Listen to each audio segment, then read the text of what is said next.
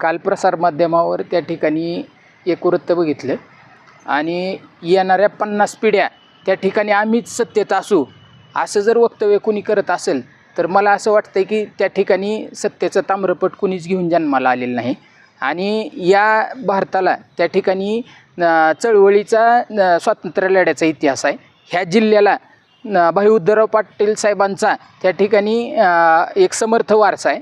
तर मला असं वाटतं की स्वातंत्र्य लढ्यानंतर मराठवाडा मुक्तीसंग्रामासाठी देखील लढा ह्या जिल्ह्याच्या माध्यमातून उभारण्यात आला आणि आता नंतरनं तुमच्या 2-3 पिढ्या झाल्यानंतर जर अजून 50 पिढ्या येणार असतील तर मला असं वाटतं की जनतेला त्या ठिकाणी गृहीत धरण्याचं काम जाणून बुजून केलं जातं आहे.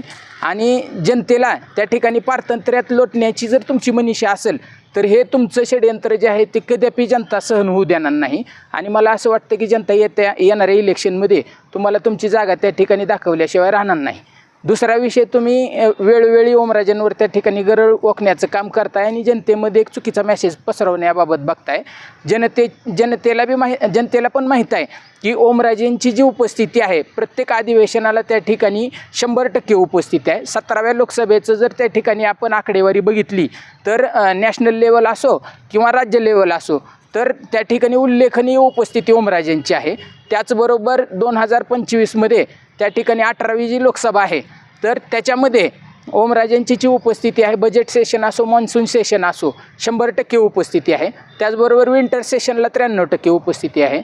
आणि फक्त ते उपस्थितच राहत नाहीत तर जनतेचे त्या ठिकाणी प्रश्न देखील वेळोवेळी मांडण्याचं काम करत आहेत. पीक विम्याचा विषय असो, कांद्याच्या निर्याती संदर्भातचा विषय असो, त्याचबरोबर तुम्ही ज्या ओमराजेंनी त्या ठिकाणी प्राण वाचवण्यासाठी त्या ठिकाणी जीवाची पर्वा न करता पाण्यात उतरले त्याला देखील तुम्ही स्टंट म्हणून हिनवलं.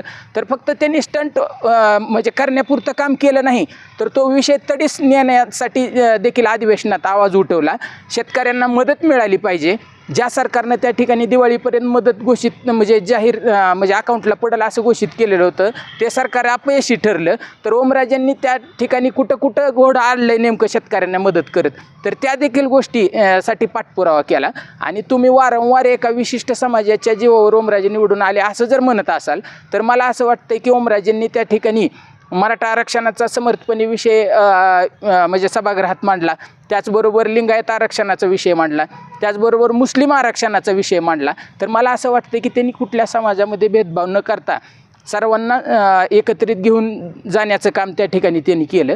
तर मला असं वाटतं की मग एवढं सगळं करून जर तुम्हाला जळी स्थळी काष्टी त्या ठिकाणी ओमराजे जर दिसत असतील तर मला असं वाटतं की चांगली गोष्ट आहे आणि ये डर बना रहना अच्छा आहे.